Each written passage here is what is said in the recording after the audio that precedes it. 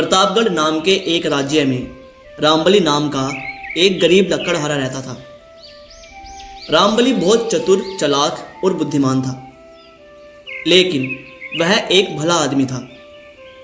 अपनी गरीबी की अवस्था में भी वो सुख और संतोष से अपना जीवन व्यतीत कर रहा था। उसकी पत्नी गर्भवती थी। एक दिन उसकी पत्नी ने उससे कहा, सुनिए जी, आज हलवा खाने का बड़ा ही मन कर रहा है, मगर घर में कुछ भी नहीं है, ना बेसन, ना घी और ना गुड़। आप ये सब चीजें किसी तरह से ले आइए, तो फिर हम दोनों हलवा खा सकेंगे। अरे चिंता मत करो भाग्यवान, मैं अभी बाजार जाता हूँ और ये सारा सामान लेकर आ जाता हूँ, है ना, मैं लेकर आता हूँ। जब रामबली अपने झोपड़े से बाहर निकला तो वो मन ही मन सोचने लगा, हे भगवान, मैंने अपनी पत्नी से ये तो कह दिया कि मैं सारा सामान लेकर आ जाता हूँ, लेकिन कैसे लाऊं और कहां से लाऊं? अरे मेरी जेब में तो एक फूटी कौड़ी भी नहीं है, ये क्या हो गया, अब क्या करूं? वो सोचने लगा, हाँ चलो अपने पड़ोसी सूर्य सिंह के पास चलता हूं, वो जरूर मुझे कुछ पैसे उधार दे देगा। जब रामबली अपने पड़ोसी के घर पहुंचा तो उसके पड़ोसी ने उससे कहा, अरे अरे तुम रामबली, आओ भाई आओ, और क्या हाल चाल है भाई रामबली, कैसे आना हुआ? सब कुछ ठीक है भाई, और भाई आप बताओ, आपके क्या हाल चाल हैं? चलो मैं ये कह रहा था कि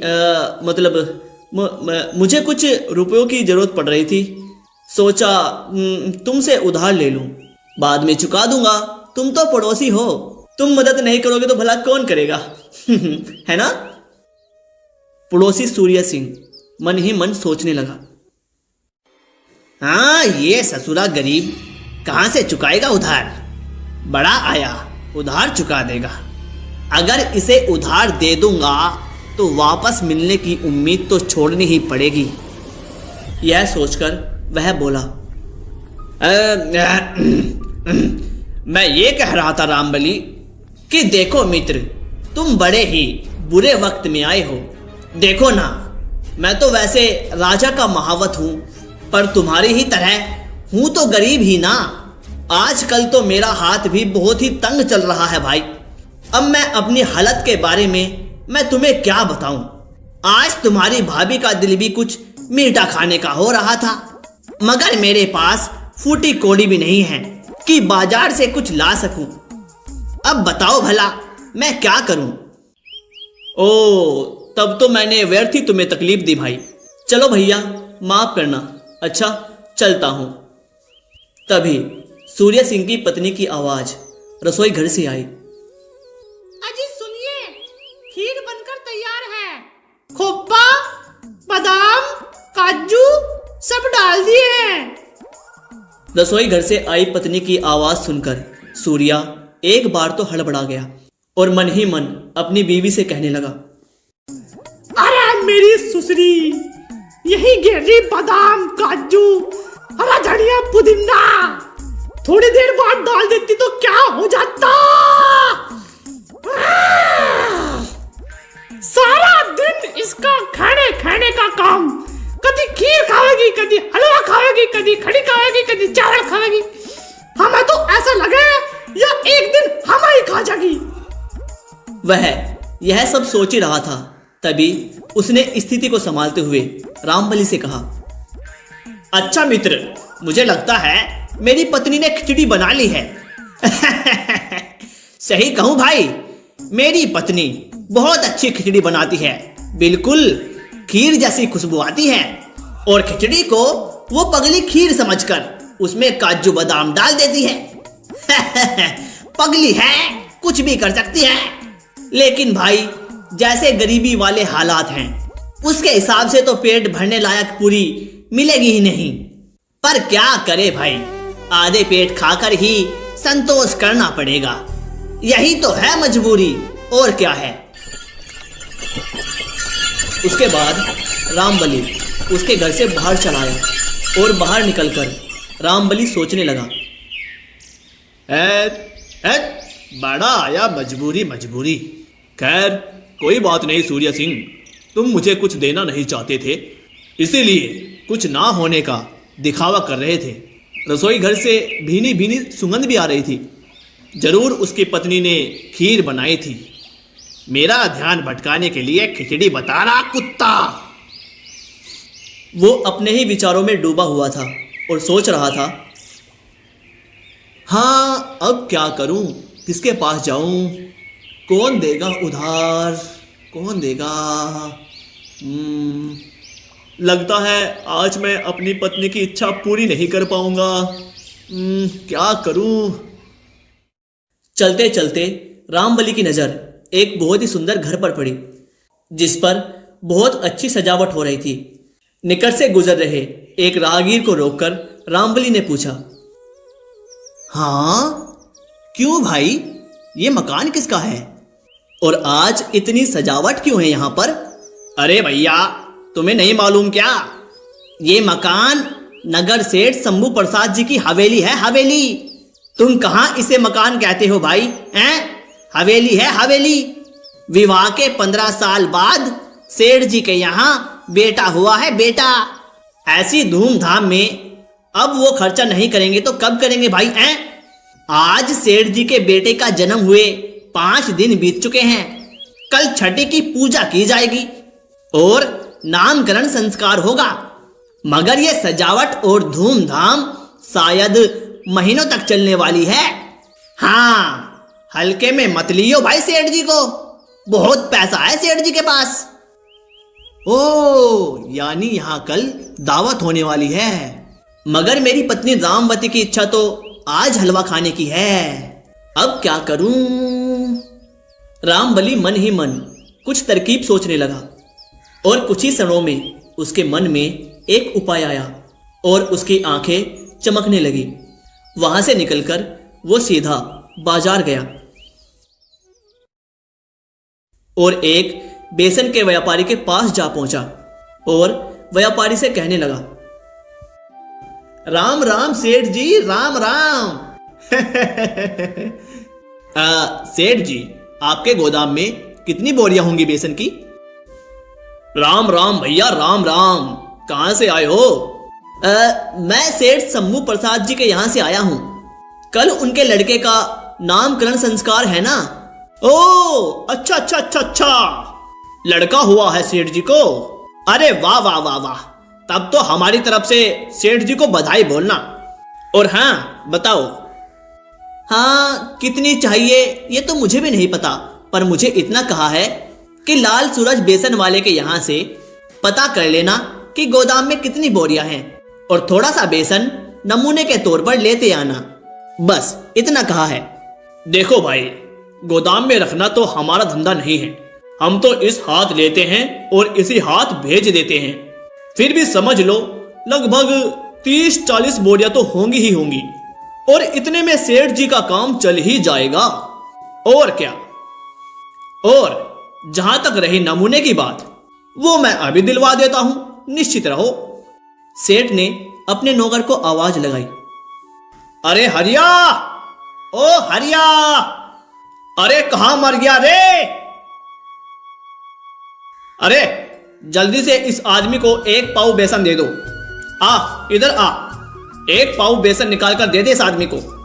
ये नमूने के तौर पर ले जाकर सेठ शंभू प्रसाद को दिखाएगा। हाँ हाँ दे दो इसको 1 पाव बेसन दे दो। रामबली ने 1 पाव बेसन लिया और वहां से चलता बना। इसके बाद वह एक घी के व्यापारी के पास पहुंचा। अरे राम राम लाल जी, राम राम। अरे जय राम जी की। हाँ बोलो भैया। घी के 50 डब्बे होंगे क्या सेठ जी। 50?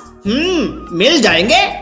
पर भाई तू कहां से आया है रे, और किसने भेजा है तुझे जो 50 डब्बे चाहिए। अरे सेठ शंभू प्रसाद जी ने कहा है मुझे, कल उनके बेटे का नामकरण संस्कार है। घी के लिए पूछ रहे थे। उन्होंने कहा था कि खुला डब्बा देखकर नमूने के तौर पर थोड़ा सा घी लेते आना। बस वही, इसीलिए आया हूं। अरे अरे अरे, ये क्या बात हुई? नमूना लेकर आना। सुनो, कल जो हमने घी भेजा था, क्या वो मिलावटी था क्या? हैं? जाकर कह देना अपने सेठ से, अपने से लेना हो तो ले, नहीं तो ना ले। अपन नमूना वमूना नहीं देते हैं भाई। बड़े आए, नमूना चाहिए घी का। अरे घी कोई नमूना है क्या? उसकी बात सुनकर रामबली हैरान रह गया और चुपचाप वहां से खिसक गया। नगर में घी के और भी व्यापारी थे। रामबली किसी अन्य घी के व्यापारी के पास पहुंचा और उसे सारी बात बताई। अरे क्या शंभू प्रसाद जी ने हमें याद किया? सेठ शंभू प्रसाद जी ने? ये तो हमारे लिए सम्मान की बात है। मैं नमूने के तौर पर तुम्हें अभी घी देता हूं। फिर उस दुकानदार ने रामबली को नमूने के तौर पर एक बर्तन में थोड़ा सा घी दे दिया। रामबली बड़ा खुश होकर वहां से चला गया। इसके बाद रामबली एक गुड़ के व्यापारी के पास गया और उसे भी यही बात कही कि उसे नगर के सेठ शंभू प्रसाद जी ने भेजा है और नमूने के तौर पर थोड़ा सा गुड़ चाहिए। उस दुकानदार ने भी बड़ी खुशी से एक डली गुड़ की रामबली को देते हुए कहा, अरे तो जल्दी कर ले भाई, जल्दी ये ले, एक ढेली ले ले। हाँ, बिल्कुल चोखा गुड़ है, चोखा। और हाँ भाई, जल्दी लौट कर बताना कि कितनी गुड़ की बोरियां भेज दूं। गन्ना खा के फटाफट बताना भाई, कहीं मिठाई बनाने में देर ना हो जाए। गन्ना खा के मिठाई जितने सुकून से बने उतनी ही अच्छी बनती है गन्ना खा के। हाँ। रामबली गुड़ की ढेली लेकर वहां से चला गया। अब हलवा बनाने का सारा सामान उसके पास इकट्ठा हो चुका था।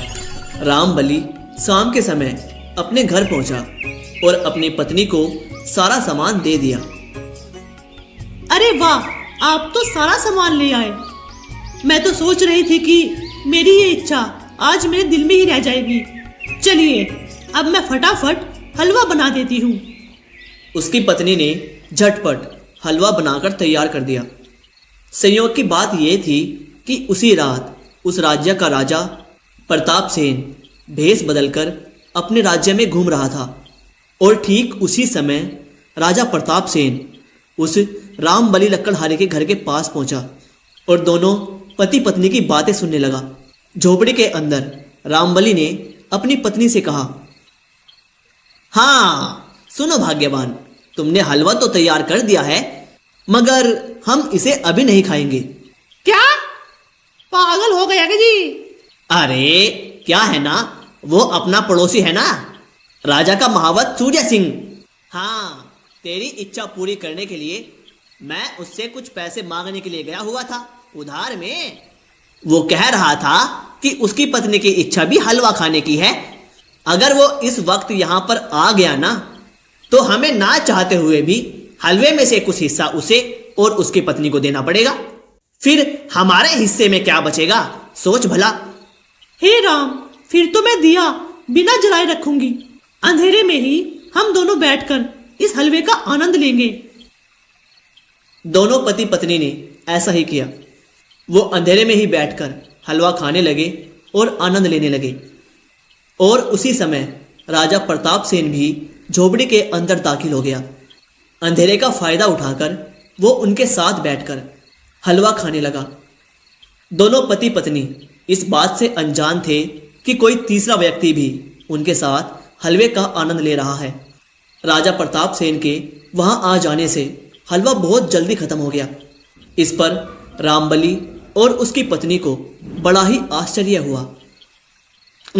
अरे बहुत जल्दी खत्म हो गया, ये हलवा इतनी जल्दी कैसे खत्म हो गया हैं? रामबली ने तुरंत दिया जला दिया। तभी रामबली ने देखा कि वहां एक तीसरा व्यक्ति भी मौजूद है। उसे देखकर वो हैरान रह गया। तभी उसने कहा, हैं?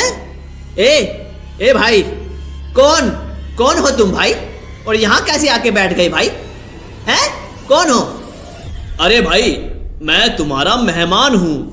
हलवा तुमने बहुत अच्छा बनाया, कुछ भी कहो। आ हा हा हा हा, अति उत्तम, अति उत्तम। सुनो, मेरी ओर से इसे तुम उपहार समझकर रख लो। ओहो, नहीं भाई, नहीं नहीं, अभी तुमने खुद कहा कि तुम हमारे मेहमान हो और मेहमानों से हम कुछ ले ले। ऐसा सवाल ही नहीं उठता। बस दुख इस बात का है भैया कि तुमने चुपचाप सारा हलवा खा लिया। मेरी पत्नी के लिए वो कम पड़ गया। मेरी पत्नी को हलवे की कितनी इच्छा हो रही थी। अरे बड़ी मुश्किल से कुछ उपाय करके, जड़ जुगाड़ करके हलवे का सामान इकट्ठा किया था। मेरी पत्नी ने बड़ी मेहनत करके बनाया था। खैर, कोई बात नहीं। उसकी बात सुनकर राजा को आश्चर्य हुआ और फिर उन्होंने कहा, अच्छा, बहुत जड़ जुगाड़ करके तुमने सामान इकट्ठा किया था। अच्छा, बताओ तो जरा, किस जड़ जुगाड़ से और किस तरीके से तुमने सामान इकट्ठा किया था? राजा के प्रश्न के उत्तर में रामबलि ने बिना झूठ बोले सारी बातें सच सच बता दी कि कैसे उसने बेसन, घी और गुड़ का इंतजाम किया। और फिर बोला, हाँ, और अब सारा सामान खत्म हो गया। अब हलवा और नहीं बनाया जा सकता। ओ हो, तो ये बात है। देखो, मुझे माफ करना मित्र, मैं मजाक में तुम पति पत्नी की इच्छा पूरी करने में बाधक बन गया। और अब तो तुम मुझसे स्वर्ण मुद्राएं लेने को भी तैयार नहीं हो। किंतु मैंने तुम्हें मित्र कहा है, इसीलिए मेरी एक बात मानो। कल सुबह तुम महाराज प्रताप सेन के दरबार में जाना। वो अवश्य ही तुम्हारी कोई ना कोई सहायता जरूर करेंगे। ठीक है ना? जरूर जाना, याद से। इतना कहकर राजा प्रताप सेन वहां से चला गया और महल में पहुंचकर उन्होंने अपने शाही कपड़े पहने और अपने पहरेदार को आदेश दिया, सुनो, कल एक गरीब महल में आएगा जिसका नाम रामबलि है। उसे बिना किसी रोक टोक के और सम्मान के साथ मेरे सामने पेश किया जाए। ठीक है ना? जो आज्ञा महाराज।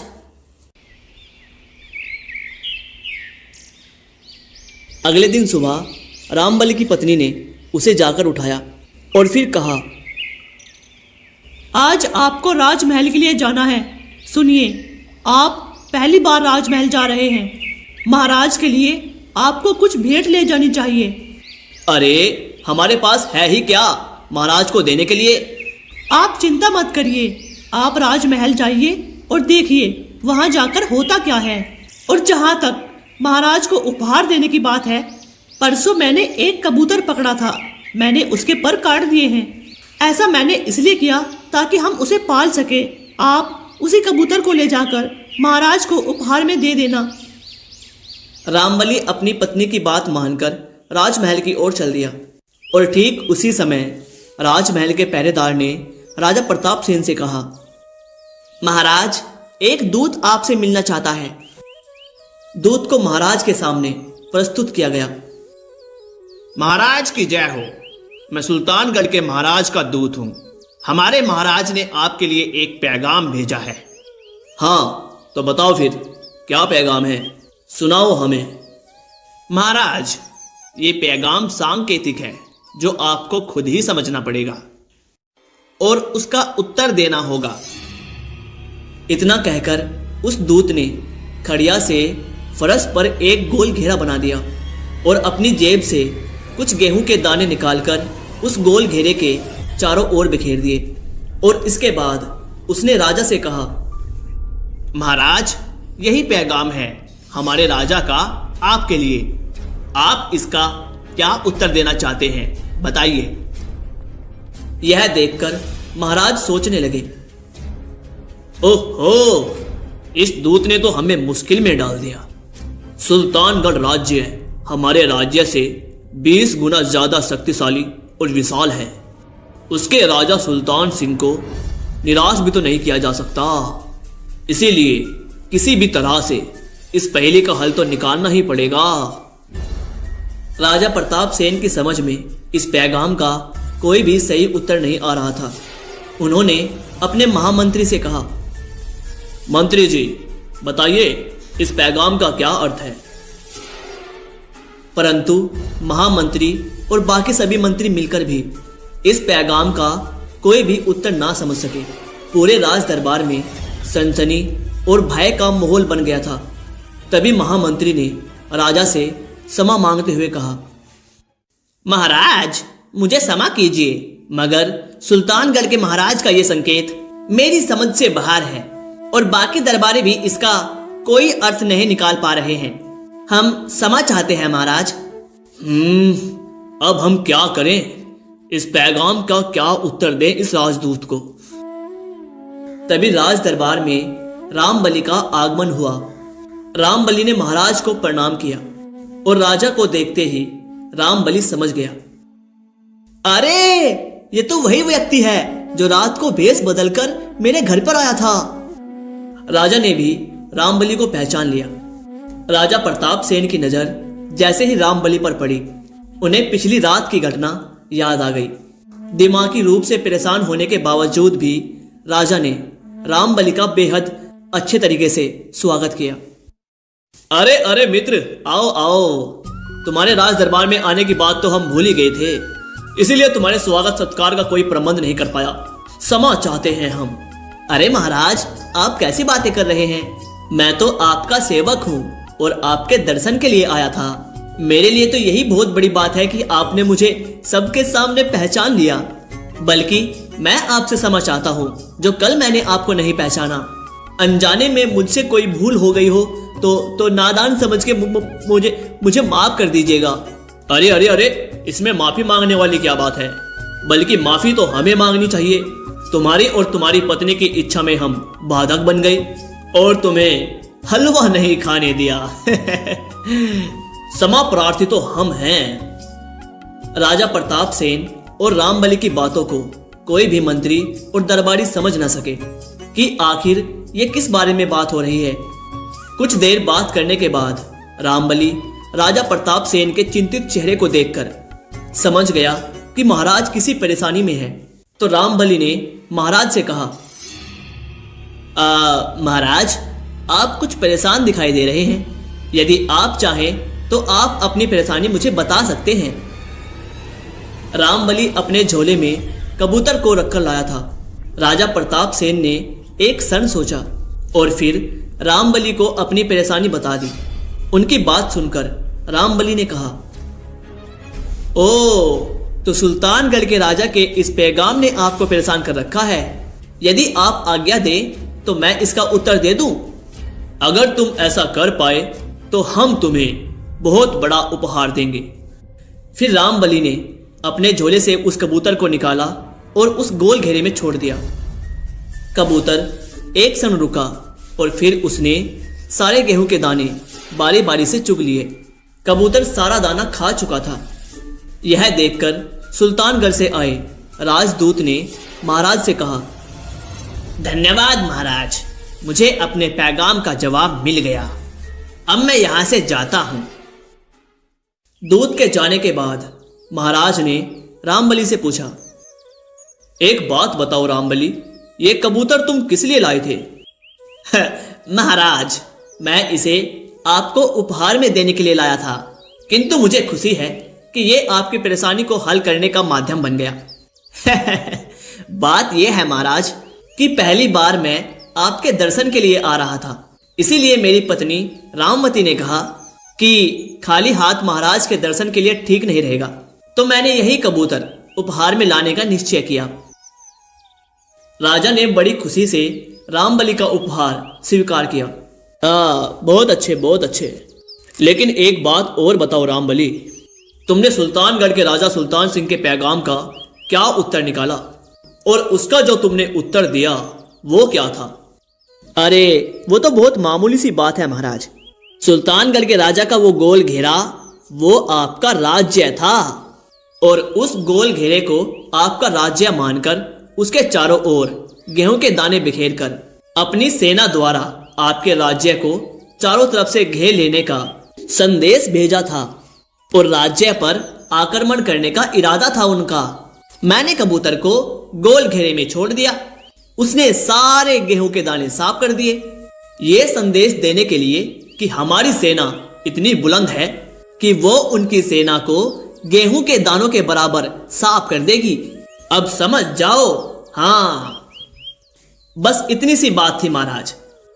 रामबलि की बात सुनकर राजा बड़ा प्रसन्न हुआ। फिर रामबलि से बोला, अच्छा शाबाश शाबाश रामबलि, तुम्हारा दिया हुआ उत्तर हमें बहुत पसंद आया। उसे अब अच्छी तरह से समझ में आ जाएगा कि हम कहना क्या चाहते हैं। हम डरपोक नहीं हैं, हम मुकाबला करने वालों में से हैं। तो ठीक है, हम आज ही से तुम्हें अपना विशेष सलाहकार नियुक्त करते हैं। महामंत्री जी, रामबलि के लिए एक सुंदर भवन तैयार किया जाए।